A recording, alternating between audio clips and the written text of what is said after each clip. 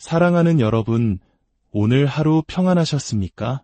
분주한 일상 속에서 잠시 멈추어 우리 삶에 진정으로 필요한 치유가 무엇인지 생각해 본 적 있으신가요? 오늘의 이야기에 귀 기울여 주시기 전 잠시 시간을 내어주시면 감사하겠습니다. 이 말씀이 여러분의 마음에 울림을 준다면 좋아요를 눌러주시고 이 채널을 구독해주세요. 여러분의 작은 행동 하나하나가 하나님의 은혜를 더 널리 퍼뜨리는 귀한 씨앗이 됩니다. 이 말씀을 듣는 모든 분들의 삶에 주님의 평강이 가득하기를 기도합니다. 우리는 역사상 그 어느 때보다 물질적으로 풍요로운 시대를 살아가고 있습니다. 경제는 성장하고 기술은 눈부시게 발전했지만 우리의 마음은 어쩐지 더 공허하고 삭막해진 것 같습니다. 매일같이 들려오는 안타까운 소식들, 사회 곳곳에서 터져나오는 갈등과 분열의 목소리는 우리 시대가 물질적 풍요 속에서 깊은 영적, 도덕적 빈곤을 겪고 있음을 보여줍니다. 많은 이들이 말합니다. 우리 사회에 치유가 필요하다고. 저 또한 그 말에 깊이 동의합니다. 하지만 치유는 단순히 사회나 국가에만 필요한 것이 아닙니다. 우리의 학교와 직장, 정부와 이웃에게도 치유가 필요합니다. 더 나아가 깨어진 관계가 있는 우리의 가정에, 그리고 상처받은 우리의 삶과 마음, 연약한 우리의 육신에도 절실히 필요합니다. 어떻게 하면 이 모든 영역에서 진정한 치유와 회복을 경험할 수 있을까요? 오늘 우리는 치유와 회복을 위한 기도를 어떻게 드려야 하는지 그 방법에 대해 깊이 나누고자 합니다. 이는 단순히 육체적인 질병의 치유를 넘어 우리의 정신과 관계, 재정 문제 등 회복이 필요한 삶의 모든 영역에 적용되는 원리입니다. 지금으로부터 약 3000년 전 하나님께서는 솔로몬 왕에게 한 가지 약속을 주셨습니다. 그리고 그 약속은 오늘날 하나님의 백성된 우리 모두에게 여전히 유효합니다. 구약 성경에서 가장 중요하고 널리 알려진 약속 중 하나인 역대하 7장 14절의 말씀입니다. 내 이름으로 일컫는 내 백성이 그들의 악한 길에서 떠나 스스로 낮추고 기도하여 내 얼굴을 찾으면 내가 하늘에서 듣고 그들의 죄를 사하고 그들의 땅을 고칠지라. 이 말씀 속에 담긴 고칠지라, 즉 치유할지라는 단어에 주목해 주십시오. 하나님께서는 분명히 약속하셨습니다. 당신의 백성이 특정 조건을 만족시킬 때 하늘에서 들으시고 죄를 용서하시며 그들의 땅, 즉 그들의 삶 전체를 치유하시겠다고 말입니다. 이 약속을 자세히 들여다보면 몇 가지 중요한 사실을 발견할 수 있습니다.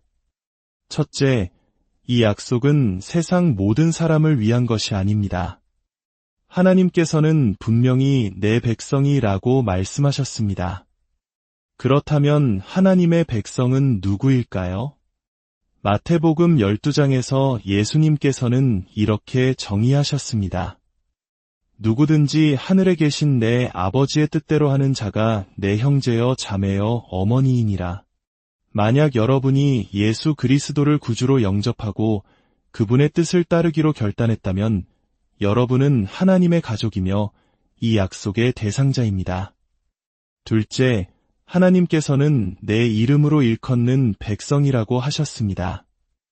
이는 우리가 세상 속에서 그리스도인으로서의 정체성을 부끄러워하지 않고 당당히 드러내는 것을 의미합니다. 많은 이들이 자신의 신념을 용감하게 외치는 시대에 정작 많은 그리스도인들은 침묵하며 살아갑니다.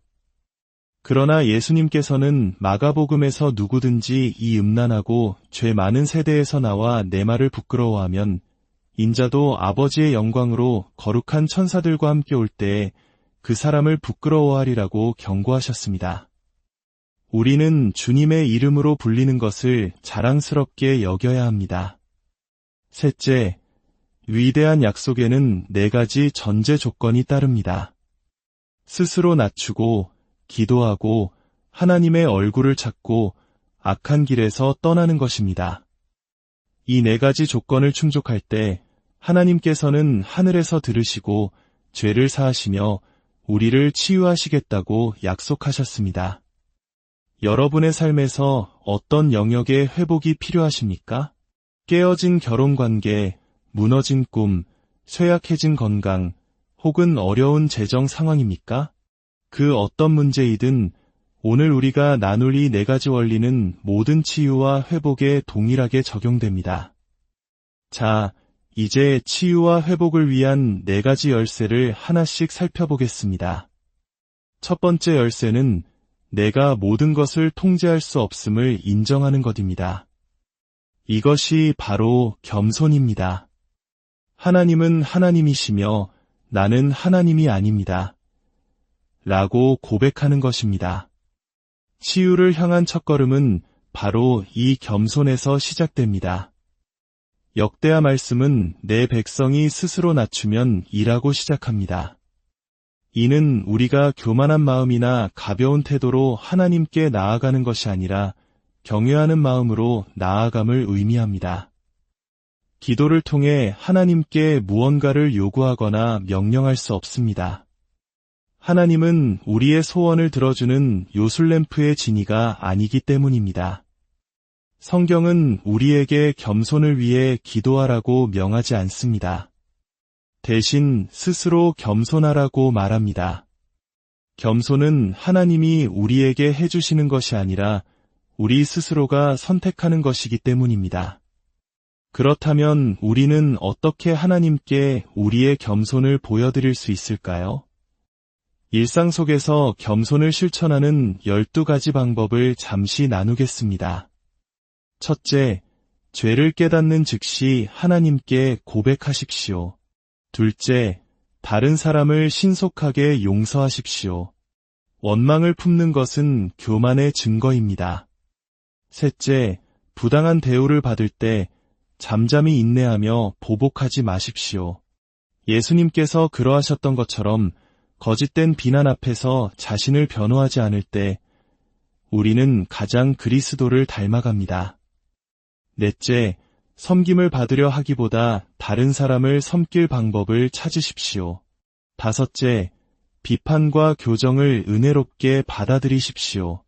여섯째, 가장 좋은 자리를 차지하기 위해 애쓰지 마십시오. 일곱째, 사회적으로 아무런 지위가 없거나 나에게 도움을 줄 수 없는 사람들과 의도적으로 친구가 되어 주십시오. 여덟째, 내 삶의 권위자들을 존중하십시오. 설령 그들이 부족해 보일지라도 말입니다. 아홉째, 아무도 보지 않는 곳에서 쓰레기를 줍거나 공중 화장실을 더 깨끗하게 사용하는 것과 같은 작은 선행을 실천하십시오. 열째, 자신의 연약함과 죄를 소수의 안전한 사람들에게 솔직하게 털어놓으십시오. 열한째, 다른 사람에 대해 항상 좋게 말하고 결코 험담하거나 깎아내리지 마십시오. 열두째, 당신의 원수를 위해 기도하십시오. 예수님께서 명하신 가장 어려운 겸손의 실천입니다. 겸손이란 자신을 하찮게 여기는 것이 아니라 자신에 대한 생각을 덜어내는 것입니다. 하나님과 다른 사람들에게 집중하느라 자기 자신을 생각할 겨를이 없는 상태입니다. 이렇게 살기가 왜 중요할까요? 우리가 겸손할 때 하나님께서 놀라운 일들을 행하시기 때문입니다. 겸손한 자에게 하나님은 길을 보여주시고 복을 주시며 변화할 수 있는 능력, 즉 은혜를 부어주십니다. 또한 겸손은 우리의 스트레스를 덜어주고 영혼에 깊은 안식을 줍니다. 치유를 위한 두 번째 열쇠는 하나님께 도움을 구하는 것, 즉 기도입니다. 역대하 말씀은 말합니다. 내 백성이 기도하면 우리는 스스로의 힘으로 할 수 없음을 인정하고 하나님께 도움을 구해야 합니다. 하나님은 우리가 기도하기를 기다리고 계십니다. 치유를 위한 기도는 어떻게 드려야 할까요? 요한복음 16장에서 예수님은 내 이름으로 무엇이든지 구하면 아버지께서 주실 것이라. 구하라, 그리하면 받으리니 너희 기쁨이 충만하리라. 고 말씀하셨습니다. 이를 통해 우리는 몇 가지 기도 방법을 배울 수 있습니다. 첫째, 예수님께서 우리가 구하기를 원하신다는 사실을 기억하십시오. 기도는 하나님께서 시작하신 아이디어입니다. 우리가 구할 때 하나님을 신뢰하는 법을 배우게 됩니다. 둘째, 예수님의 이름으로 구하십시오. 이는 십자가에서 모든 것을 이루신 예수님의 공로에 의지하여 구하는 것입니다. 물론 우리가 구하는 모든 것을 얻는 것은 아닙니다. 성경은 모든 것을 주신다고 하지 않고 무엇이든지 구할 수 있다고 말합니다. 우리는 무엇이든 구할 수 있고 하나님께서는 그분의 선하신 계획 안에서 가장 좋은 것을 선별하여 응답하십니다. 셋째, 다른 사람들과 함께 기도하십시오. 야고보서 5장은 병든 자를 위해 교회의 장로들을 청하여 기도하라고 권면합니다. 꼭 장로가 아니더라도 믿음의 동역자와 함께 기도하는 것은 큰 힘이 됩니다. 예수님께서는 두 사람이 땅에서 합심하여 무엇이든지 구하면 하늘에 계신 아버지께서 그들을 위하여 이루게 하시리라고 약속하셨습니다. 넷째, 응답을 믿고 기대하십시오. 믿음으로 드리는 기도는 병든 자를 구원할 것입니다. 다섯째, 하나님께서 멈추라고 하실 때까지 계속 기도하십시오. 하나님의 시간은 완벽합니다. 끈기를 가지고 기도하는 것이 중요합니다. 치유를 위한 세 번째 열쇠는 기적이 아닌 하나님을 구하는 것입니다. 역대하 말씀은 내 얼굴을 찾으면 이라고 말합니다. 우리는 치유나 기적, 축복 그 자체가 아니라 그것들을 주시는 하나님 자신을 구해야 합니다. 하나님을 자판기처럼 대해서는 안 됩니다.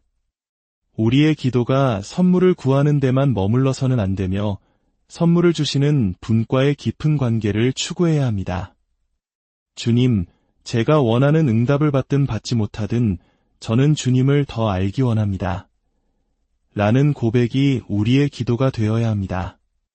우리가 먼저 그의 나라와 그의 의를 구할 때 이 모든 것을 더하시겠다고 약속하셨습니다. 마지막으로 치유를 위한 네 번째 열쇠는 세상에서 말씀으로 나의 관심을 돌리는 것입니다. 역대하 말씀은 그들의 악한 길에서 떠나면 이라고 말합니다. 여기서 악한 길이란 무엇일까요? 성경에서 악함의 근본적인 정의는 하나님을 잊어버리는 것입니다.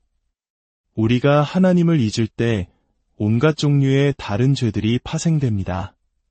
그리고 떠난다는 것은 회개를 의미합니다. 회개는 단순히 나쁜 행동을 그만두는 것이 아니라 생각의 방향을 바꾸는 것입니다. 하나님에 대한 생각, 인생에 대한 생각, 무엇이 중요한지에 대한 생각을 완전히 바꾸는 것입니다. 회개는 결코 부정적인 단어가 아닙니다. 죄책감에서 용서로, 어둠에서 빛으로, 절망에서 영원한 소망으로, 무의미함에서 의미 있는 삶으로 돌아서는 역사상 가장 긍정적인 변화입니다. 사도행전 3장 19절은 말합니다. 그러므로 너희가 회개하고 돌이켜 너희 죄 없이 함을 받으라. 이같이 하면 새롭게 되는 날이 주 앞으로부터 이를 것이요.